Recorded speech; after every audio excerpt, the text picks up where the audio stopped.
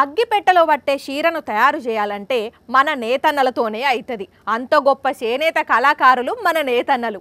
అలాంటి కళతోనే ఇప్పుడు ఓ చీర శాలువా తయారు చేసి వేములవాడ స్వామి అమ్మవార్లకు అందజేసిండ్రు.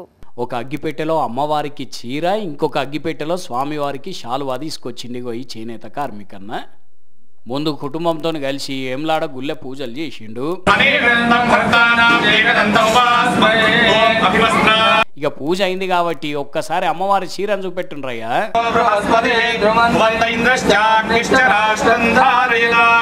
వా చూసిండ్రా, అంత చిన్న అగ్గిపెట్టెల నుంచి ఇంత పెద్ద చీరను తీసిండ్రు.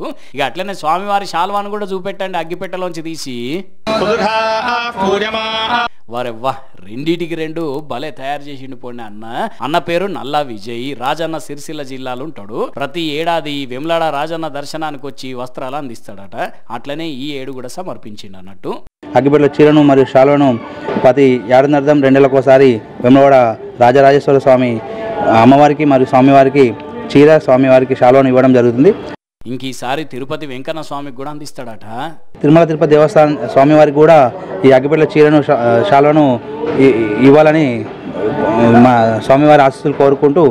కానీ ఏ మాట కా మాట మన చేనేతన్నల టాలెంటే సూపర్.